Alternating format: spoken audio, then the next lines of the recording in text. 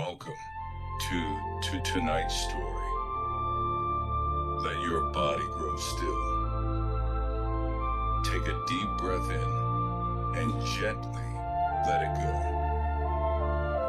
Allow your shoulders to relax, your hands to rest, and your mind to float like a leaf in a quiet stream. Now, step with me into a peaceful village nestled between tall, sleeping mountains, where our story begins. In this quiet village, where the days were warm and the night smelled of wood smoke, lived a 24-year-old young man named Marco. He was like many young people, kind, thoughtful, always willing to help. But if you look closely, you would see a heaviness behind his eyes.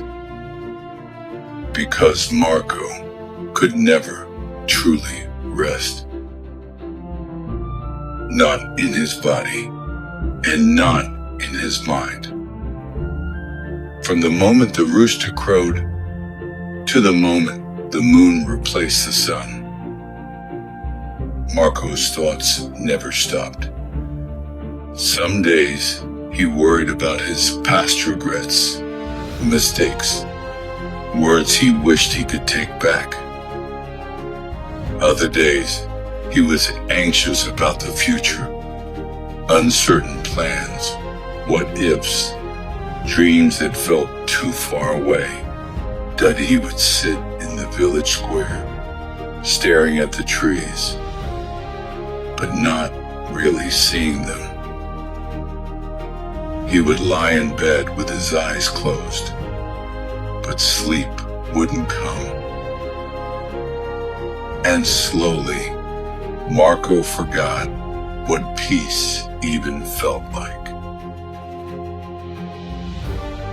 One morning, as he sat under the banyan tree beside the village well, he watched a dry leaf dance through the air, spinning gently until it landed beside him.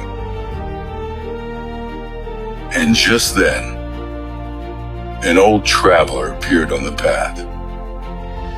He was a stranger to the village, wearing a long cloak, a soft smile, and eyes full of distant places. He leaned on a walking stick, smooth and worn. The traveler stopped and looked at Marco. Old traveler, kind, wise. You carry a lot of noise in your head, young man. Marco blinked. Marco, softly. Yes, I think too much. Even when nothing is happening, my mind feels busy. And it makes me tired, even when I've done nothing. The traveler gave a knowing nod. Old traveler. There is a place, far beyond these hills, a quiet village where a wise old man lives. He once helped thousands in the city, but now he lives among the trees. People say, if your heart is sincere, he might just show you the way back to stillness. That night, Marco couldn't sleep, not because of the noise in his mind, but because something in his heart had stirred. Could this old man really help him? Could he find the peace he had long forgotten? By morning, his mind was made up. He packed a small bag, just some bread, a blanket, and an old notebook filled with forgotten dreams. He left a note on his door and began his journey. Music transitions into calm forest ambiance. Footsteps, distant birds, trickling water. Marco walked for days. Through tall forests where beams of sunlight fell like golden rain. Through chilly valleys where mist wrapped the trees in silver. Across bridges where the river hummed softly beneath his feet. At night he slept under stars that blinked gently above. And during the day, he began to notice something. The more he walked, the quieter his thoughts became.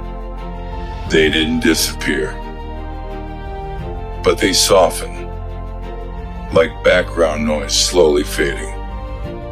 Finally, after nearly a week, he saw it. A house, small and wooden, covered in vines and flowers, tucked into the side of a hill, surrounded by fruit trees and birdsong. And there, on the porch, sat an old man, still a stone, eyes closed, his face relaxed. Breathing slow and deep, Marco hesitated, then stepped forward. Marco, softly, "Grandfather, my thoughts are always racing. I cannot sleep. I cannot be at peace. Can you help me?" The old man opened his eyes slowly. They were warm, steady, and deeply kind. He smiled gently. "Old man, calm and slow.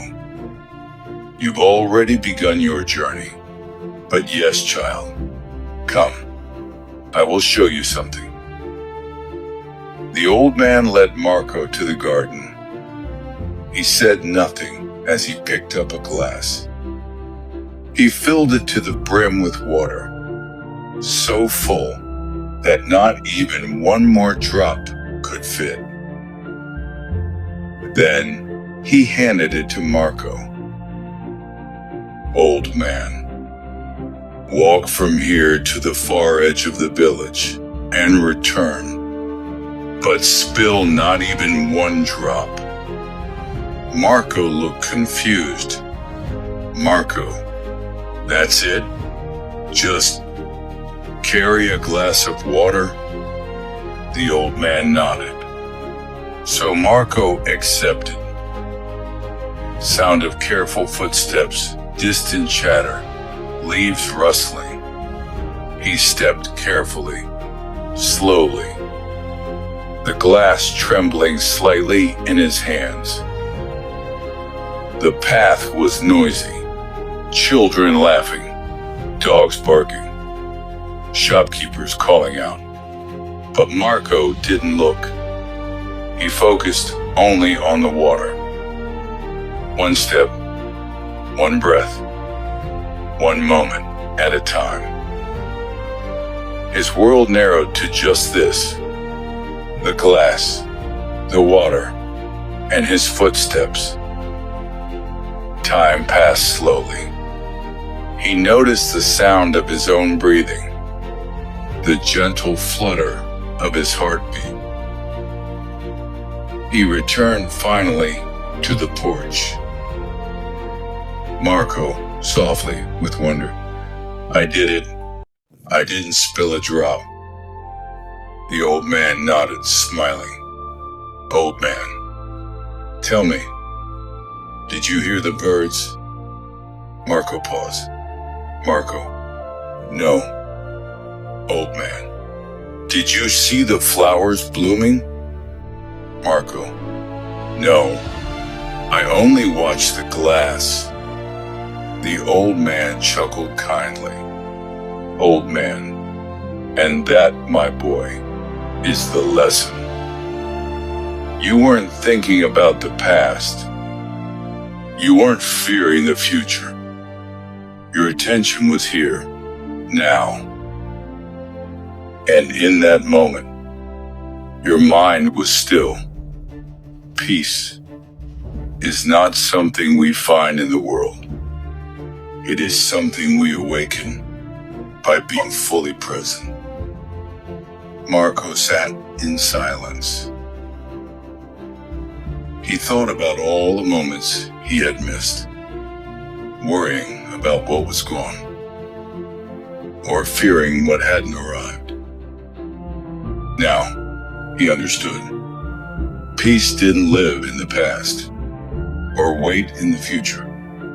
It lived here, now, in breath, in presence, in stillness.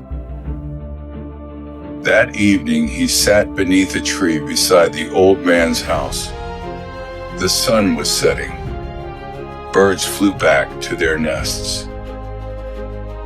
And for the first time, Marco did nothing. He simply sat and felt at peace. That night, he slept deeply with no dreams, no thoughts, only silence.